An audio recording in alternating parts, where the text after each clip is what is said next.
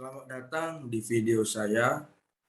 Untuk memperkenalkan diri saya terlebih dahulu, nama saya Edward Jonathan Valentino Semaremare dari kelas SHTI reguler dengan NIM 22711 dari Fakultas Kehutanan Istiper Yogyakarta.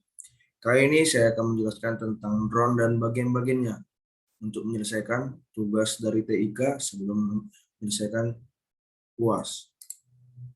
Yang pertama, pengertian drone. Drone adalah istilah yang digunakan untuk menyebut sebuah kendaraan terbang tanpa awak atau yang disebut UAV. Pada awalnya, drone hanyalah sebuah fasilitas untuk militer. Namun, kini semuanya orang bisa menggunakan untuk keperluan. Contohnya pada kehutanan. Di kehutanan, dalam HTI, sangat diperlukan untuk mempersingkat suatu pekerjaan. Yang contohnya seperti planning. Sebagai kendaraan tanpa awak ini, drone memiliki komponen atau bagian penyusun yang terhubung satu sama lain. Bagian-bagian drone beserta fungsinya. Untuk memberikan hasil terbaik, beberapa orang lebih memilih untuk merakit drone sendiri dibandingkan membeli drone yang siap pakai, dikarenakan harga yang lebih mahal dibanding dengan drone yang dibuat sendiri. Maka dari itu, penting sekali untuk mengerti setiap bagian-bagian atau spare part dari drone beserta fungsinya masing-masing. Berikut penjelasannya. 1. Frame. Frame adalah kerangka dari sebuah drone. Umumnya kerangka drone terdiri dari dua jenis, yaitu kerangka 4 motor dan kerangka 6 motor. Pada jenis kerangka 4 motor, setiap motor saling terpasang menyerupai tanda plus atau huruf X. Drone 4 motor biasanya memiliki panjang diagonal 450 atau 360 atau 330. Namun ada pula yang berukuran kecil, lebih kecil. Biasanya itu digunakan untuk dalam videografer maupun dalam jangka kecil. Motor menjadi salah satu bagian yang penting pada suatu drone untuk mendorong rotasi baling-baling serta menaikkan suatu drone tersebut. Komponen inilah yang meningkatkan kekuatan agar drone bisa terbang atau disebut mesinnya suatu drone. Jumlah motor pada drone pasti selalu sama dengan jumlah baling-baling. Penggunaan motor harus sangat diperhatikan, baik pada parameter arus dan tegangan, kecepatan, kekuatan, dorongan, dan efisien. Motor tersebut terdapat pada setiap baling-baling. Misalnya baling-baling ada 4, maka dari satu baling terdapat motor untuk memutarkan suatu baling-baling tersebut supaya bisa menaik ke atas dan ke samping, ke bawah, dan ke kiri. Baling-baling akan bergerak atas dorongan dari motor tersebut. Seperti saya katakan terdahulu tadi, kerjasama antara motor dan baling-baling inilah yang sangat penting untuk menerbangkan drone. Tidak lupa juga dengan baterai. Mereka saling bekerjasama ketika baterai tersebut ada dan memiliki persenen yang lebih. Baling-baling sendiri berputar dengan arah yang berbeda. Pada drone keempat motor, 2 baling-baling berputar ke arah berlawanan arah jarum jam dan 2 lagi sebaliknya. Ini digunakan supaya bisa saling mengimbangi suatu gravitasi. Jika sama, ia akan mudah tergoncang-gancing dengan angin. Misalnya angin ada di arah kiri, baling-baling sesuai arah jarum jam, maka ia akan terlempar. Berikutnya, flight controller. Flight controller bisa diibaratkan sebagai komputer mini yang berperan sebagai pengendali utama untuk menerbangkan drone.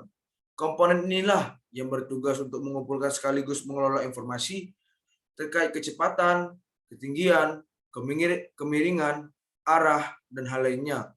Alat ini juga berfungsi untuk mengontrol penerbangan drone agar tetap bisa berada dalam keadaan yang diharapkan. Radio controller atau RC. Untuk mengendalikan drone 4 motor, dibutuhkan suatu pengendali jarak jauh atau disebut remote menggunakan frekuensi radio. Nah, pengendali inilah yang dinamakan dengan radio controller. Pengendali ini membutuhkan receiver sebagai penerima dan transmitter sebagai pemancar. Receiver dipasang pada drone serta langsung terhubung dengan flight controller. Sementara itu, transmitter berada di tangan pengendali drone yang untuk sebagai awak manual. Radio controller membutuhkan 4 kanal utama untuk berkomunikasi dengan drone. Masing-masing channel tersebut digunakan untuk mengendalikan if, rudder, elevator, dan roll. Selanjutnya, Electronic Speed Controller atau ERC. Komponen ini bertugas untuk mengatur kecepatan motor pada drone. Secara kerjanya bermula saat flight controller memberikan sinyal untuk meningkatkan kecepatan sinyal ini. Kemudian diterima oleh ERC yang terhubung dengan motor pada badan drone. Jika fungsi ERC di sini adalah untuk menerjemahkan sinyal yang dikirimkan oleh flight controller untuk mengurangi atau menambah daya sebuah motor pada drone yang terhubung dengan baling-baling tersebut. Drone tentu tidak lengkap tanpa adanya baterai, karena hal ini sama-sama utama seperti baling-baling. Jika baling-baling ingin terbang, maka ia membutuhkan daya. Daya tersebut terdapat pada baterai, yaitu 100%. Komponen ini memiliki pemasukan melalui kabel distribusi listrik. Jenis baterai yang paling umum dipakai adalah LiPo atau lithium ion polymeter, yang setiap sel memiliki nominal sebesar 3,7 volt.